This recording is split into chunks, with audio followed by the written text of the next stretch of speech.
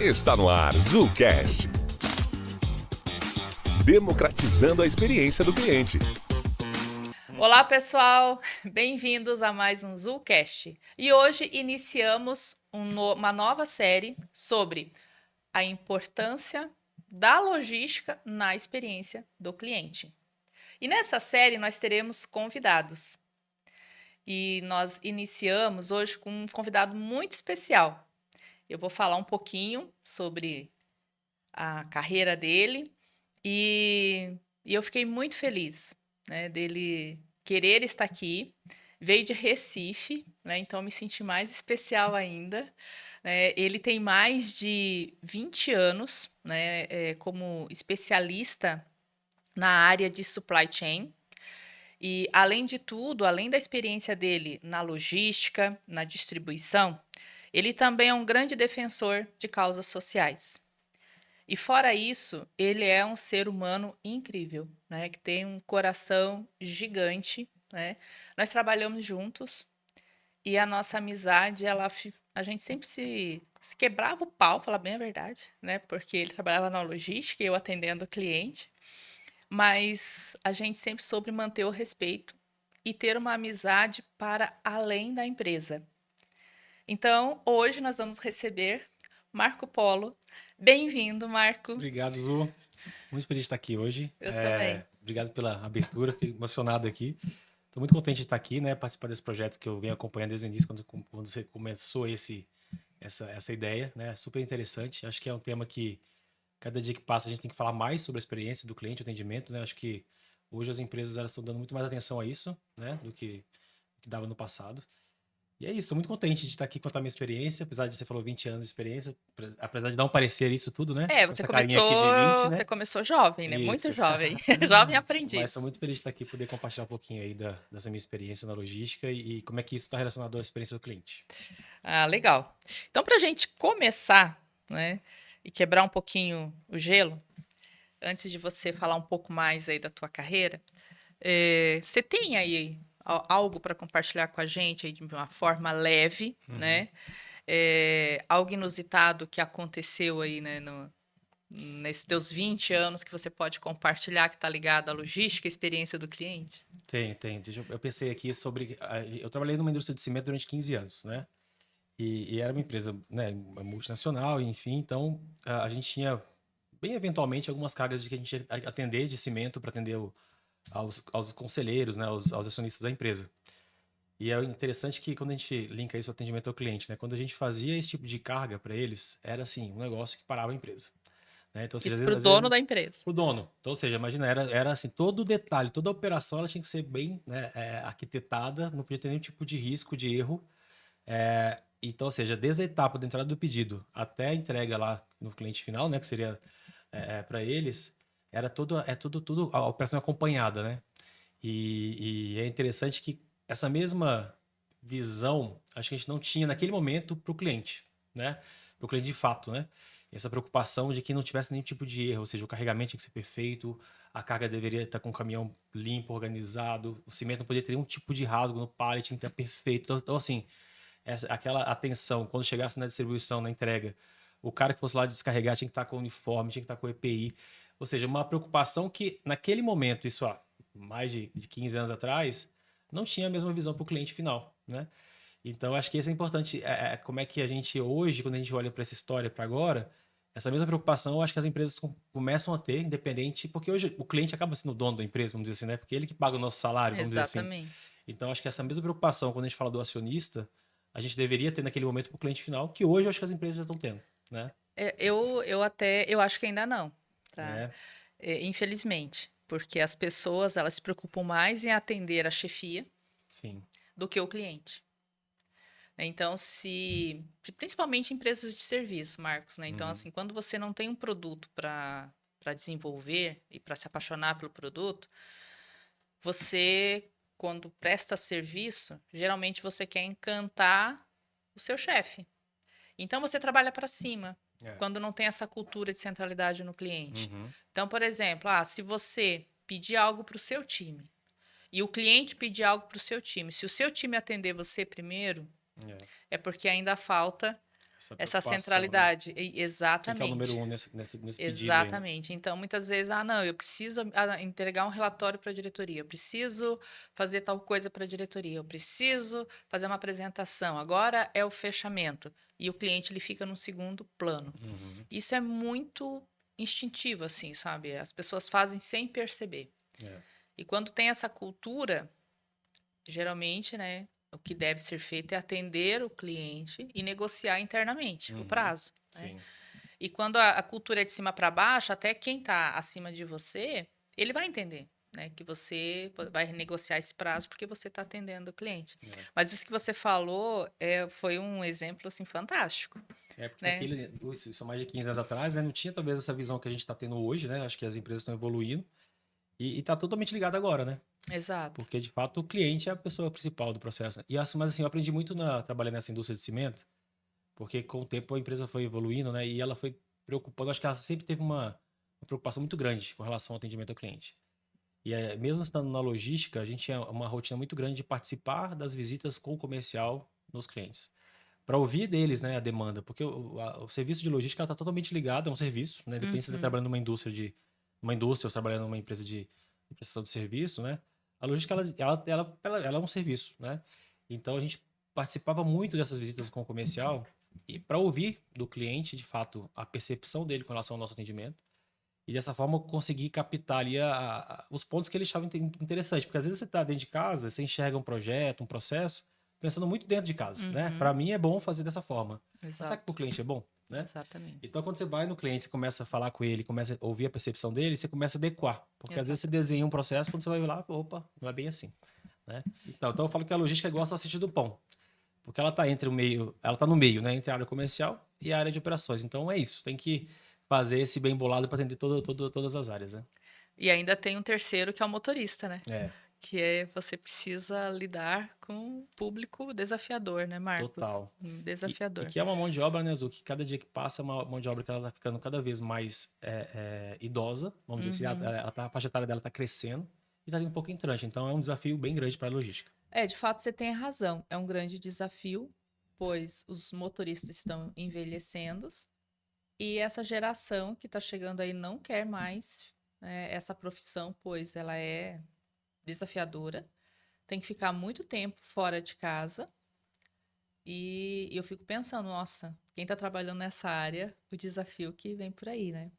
E mesmo assim, né, vou fazer a próxima pergunta.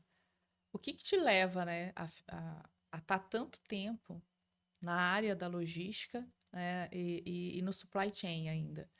E ouvindo você falar, eu pude observar e ver, né, o brilho nos teus olhos quando você fala disso. Então, eu acho que é uma área que ela é muito, ela não tem rotina. Acho que é o primeiro ponto, né? A logística, ela todo dia é uma novidade. Por mais que você tenha ali alguns processos, alguns procedimentos que você sabe que aquilo ali é meio que padrão, todo dia você chega no seu trabalho e você tem uma novidade, né? E aí é lidar com essa novidade e você ser sempre muito rápido e proativo para resolvê-la. Então, acho que o que me motiva na logística é isso, né? E a minha trajetória começou foi meio que orgânico, porque eu comecei a trabalhar muito novo mesmo, como estagiário, numa área de suprimentos, que naquela época não era supply chain ainda. Entrei como suprimentos primeiro, na área de compras, né? E isso foi acontecendo de forma meio que involuntária, né? E aí eu caí na logística, né? Na área de atendimento, ó, na área de expedição, movimentação interna. E aquilo ali realmente foi me motivando. Eu acho que o que me motiva mesmo é isso, sabe? Essa questão de dinamismo no dia a dia. E na tua opinião, Marcos, qual é a importância da logística na experiência do cliente? Acho que é total, né? Porque é o que a gente está falando, se a logística ela está totalmente ligada à experiência do cliente. Ou seja, não adianta o cara comprar um produto, que é o que você comentou ali também. Assim, a gente compra um produto hoje pensando muito na questão da entrega, né? Às vezes você vai comprar no mercado, na internet, você olha e fala, putz, esse aqui vai entregar hoje à tarde. Esse outro aqui tá mais caro, mas entrega só amanhã. Então eu quero esse aqui. E se porventura esse pedido não chega, você fala, putz, mas eu paguei às vezes mais caro para chegar hoje e não chegou, né? Uhum. Então acho que a logística está totalmente ligada a isso, a essa experiência. Ou seja, então ela faz parte, ela às vezes é mais importante do que o produto. Porque se Uhum. ela não chega no horário, o produto que o cara às vezes queria já não deixa ser mais a prioridade para ele, né? Exatamente. Hoje, até nessa questão, né, do e-commerce, agora vai vir aí novembro, né? A Black Friday. E aí vem esse boom. Então, como você já ouviu falar, como é que as empresas estão se organizando, né, para Black Friday, para esse pico, né? Porque de repente você tem uma onda e aí até eu gostaria que você falasse um pouco, né? Como administrar esses picos? Dia das Mães, picos. Natal, pico. Black Friday, pico. E o que que você faz com os caminhões? Né? E era uma discussão que a gente Uhum. tinha muito nos outros dias. É. Né? Poxa, tem os picos, né? Mercado interno. Ah, o pico é na última semana do mês, né? Querem vender tudo na última semana do mês, né? Para atender os supermercados, porque deixar tudo abastecido para que, né? E fechar as vendas. Como é administrar tudo isso, né? Que é um grande desafio, né, Marcos? Eu acho que é um dos principais desafios, assim, e é interessante que isso acontece em todo tipo de indústria que eu participei, assim, como trabalhando na logística, né? As primeiras, sei lá, os primeiros 15 dias do mês, ele é um mês tranquilo, né? Depois vem esse boom. Quando você fala do Black Friday, é a mesma coisa, né? A gente sabe que tem uma data específica que vai acontecer aquele movimento muito grande. Hoje as empresas elas estão mais se precavendo para isso, ou seja, então já consegue fazer um tipo de contrato, já consegue contratar esse spot para aquele período, mas de uma certa forma isso inflaciona o mercado, né? Porque todo mundo meio que faz um movimento parecido. Quando você fala do Black Friday, por exemplo, e é difícil demais isso, porque assim, às vezes a área, por exemplo, quando a gente fala do comercial, a área de operações, ela fica pensando assim, pô, mas parece simples, eu vendi, agora você tem que atender. Uhum, Mas o caminhão não está na prateleira, né? E aí, para a área de logística, é realmente um grande desafio de conseguir fazer com que você tenha esse equilíbrio dos primeiros, sei lá, 15 dias que você tem pouco volume e depois daqui mais 15 dias finais ali do mês, você vai ter um boom de volume que você precisa trazer mais caminhão. Então, acho que o grande desafio nesse processo é, de fato, você se planejar, você fazer parcerias, né, tipo, sólidas com seus parceiros de transporte, para que nesse momento ele te priorize, né? Porque às vezes nem sempre o custo é o dominante nesse processo.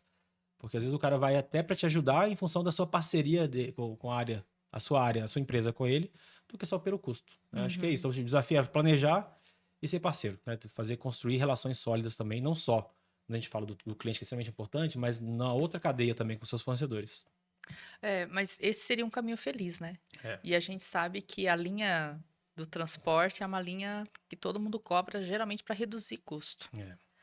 É. E como fazer isso, né? Você precisa manter uma boa, o atendimento, a experiência, né? Um nível de serviço que, né, a gente sabe que as grandes empresas exigem, que é 98%, né, de assertividade, e não é só no dia, tem que acertar a grade. Uhum. Se é para chegar às 10, é às 10, não pode ser 10h30.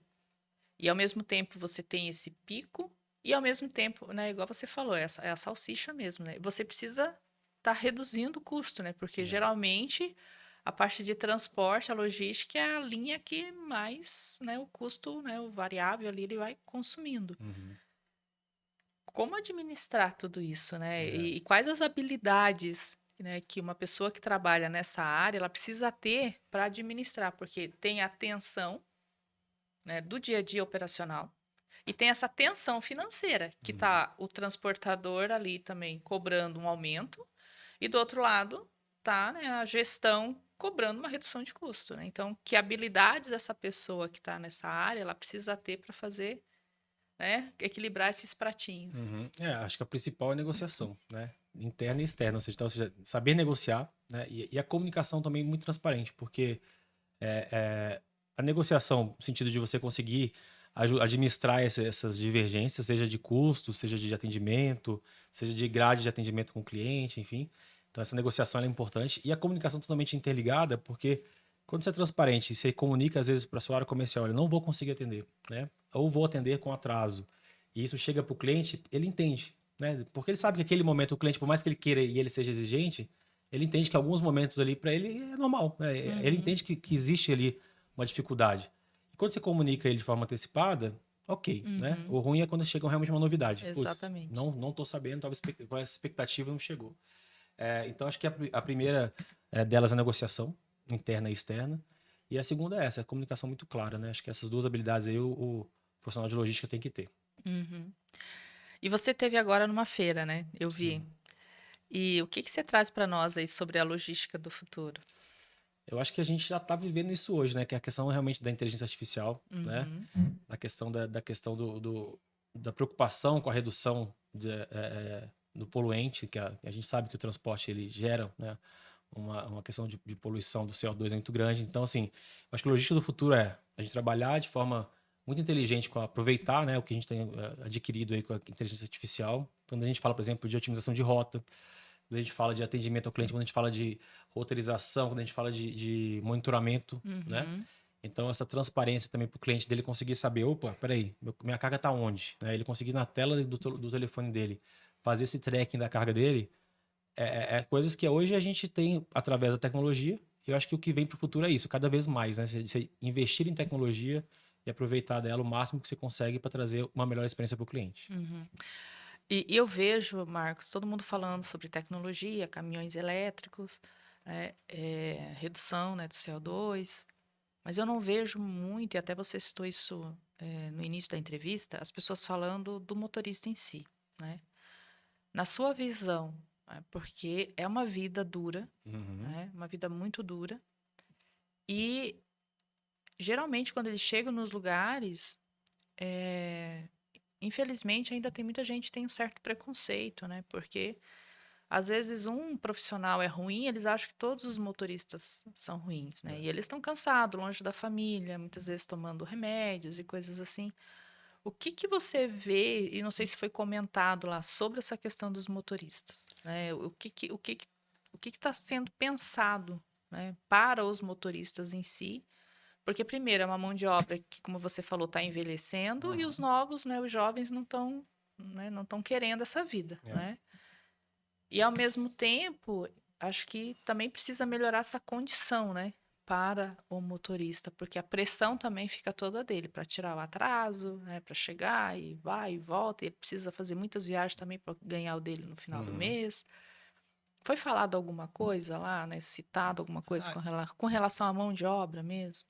O que foi falado, o que eu acho que o mercado já se preocupa bastante é justamente com isso. Como é que a gente vai fazer para aproveitar, com esse crescimento que vem tendo, né, na área de logística, como a gente vai fazer com que essa mão de obra ela atenda? Hoje já é um desafio, né? A gente, por exemplo, onde eu estou trabalhando hoje, a gente vai iniciar uma nova operação que a gente precisa contratar 60 motoristas.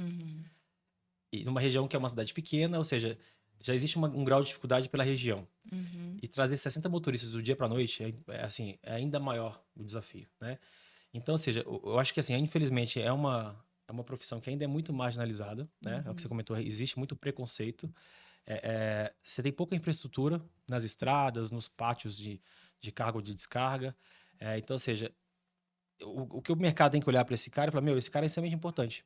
Porque sem esse profissional, o país não anda. Infelizmente, o Brasil hoje depende totalmente do rodoviário. Não tem pouca ferrovia, a gente sabe disso, a gente veio, né, desse ramo. Então, eu acho que o que as empresas têm que fazer, e eu acho que pelo menos onde eu estou trabalhando hoje, a gente já se preocupa bastante com isso, é como formar novos motoristas. Então, ou seja, aproveitar o motorista que está dentro de casa hoje.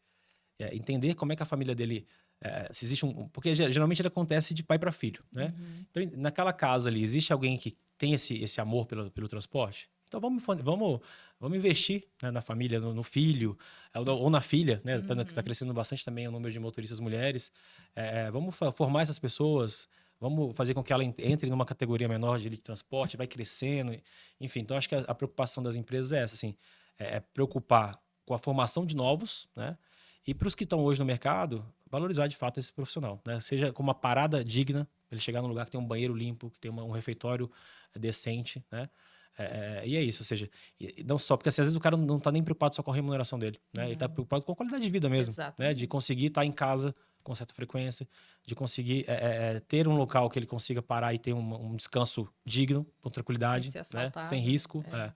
Então é isso, acho que a preocupação para o futuro, quando a gente fala do profissional do motorista, é essa, né? Como é que a gente lida com essa escassez no mercado e como é que a gente antecipa para poder não sair na frente, né? Como é que a gente faz para ele sair na frente com relação a isso? Porque não tem como garantir uma boa experiência, né, em tempos, né, no tempo de entrega e na qualidade, se o principal falta, que é uma mão de obra qualificada.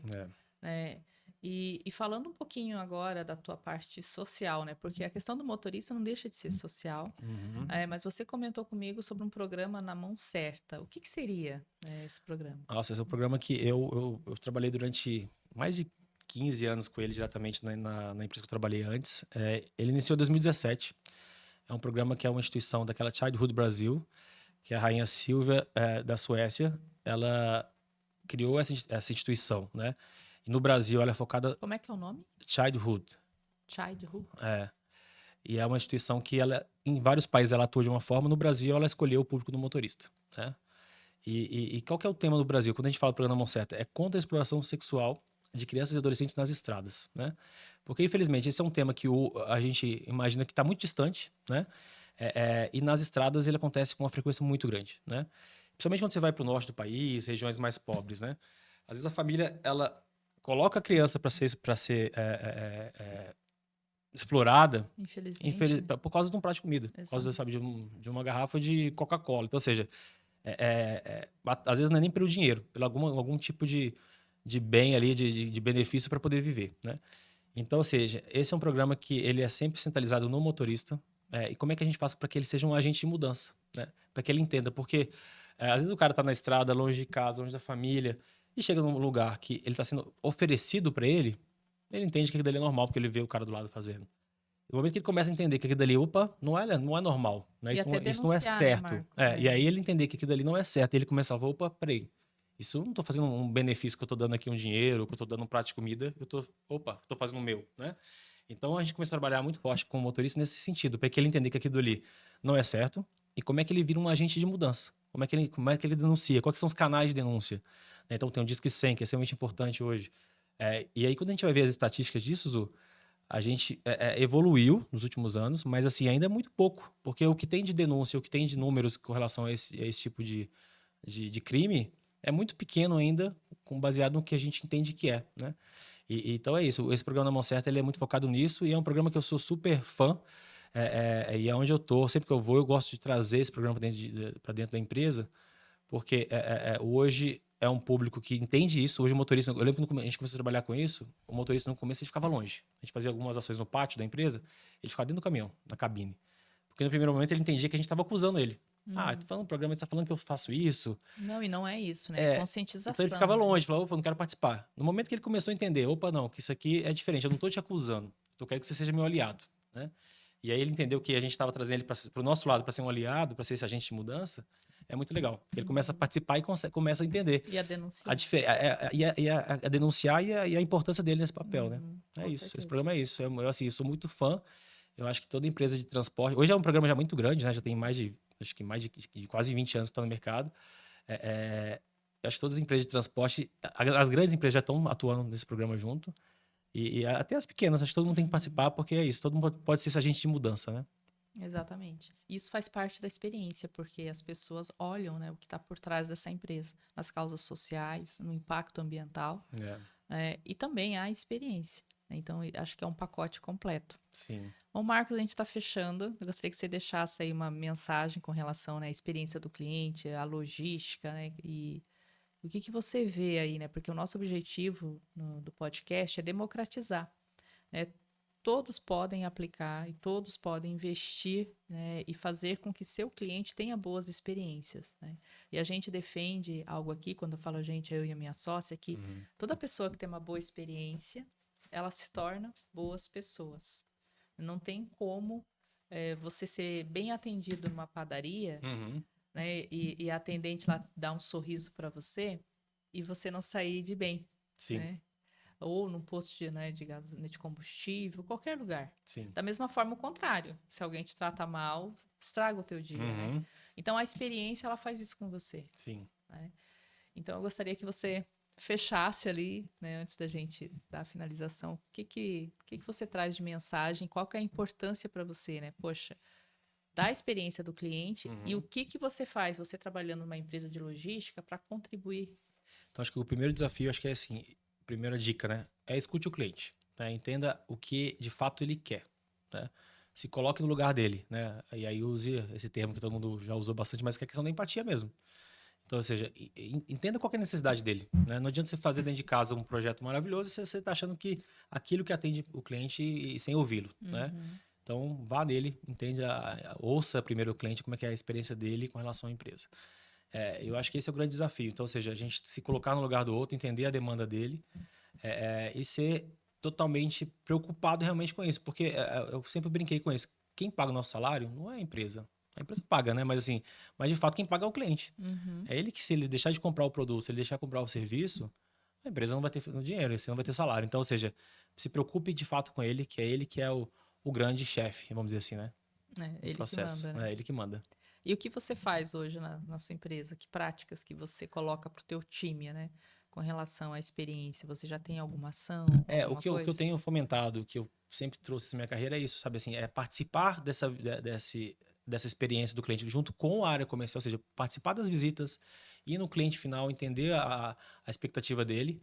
Eu acho que quando você faz isso, você vai em loco, né, conhece a realidade dele e volta para dentro de casa, você começa a enxergar que o seu trabalho ele impacta no cliente. Diretamente no total, sucesso dele, né? E aí eu acho que a grande prática, eu acho que todo mundo deve fazer isso. Às vezes, a área de logística, que eu brinquei lá da salsicha do pão, né? Ela tá às vezes tem aquele atrito com a área comercial, com a área de operações. Cara, esquece esse atrito, né? Vai junto, ouve o cliente e volta para dentro de casa. Que você vai entender que às vezes o atrito da área comercial te cobrando pelo atendimento, ok, faz parte mesmo, porque o cliente está sendo cobrado, o cliente está cobrando dele, né? Então, eu acho que é isso, assim, acho que a grande experiência é realmente o seu time que vá no cliente, junto com as outras áreas, e entenda a necessidade dele. Escute-o. Obrigada, Marcos. Obrigada pela tua participação. Gostei. Passa rápido, né? Passa super rápido. Passa super rápido. Pessoal, finalizamos por aqui. Esse foi o nosso primeiro episódio sobre a importância da logística na experiência do cliente. Nós teremos, né, mais convidados, então nos acompanhe. E também não esqueça de nos seguir nas redes sociais. Ficamos por aqui. Um beijão. Mais uma vez, né, Marcos? Te agradeço. Então, você ter vindo de Recife, né, para participar aí do nosso ZooCast. Com certeza as pessoas irão escutar e pegar todas as tuas dicas, né? E falando em dicas, se você tem um colega que está precisando ouvir essas dicas sobre logística, a importância dela, encaminhe para eles. Certo? Bye, bye. Até mais. Você ouviu ZooCast, democratizando a experiência do cliente. Até o próximo episódio.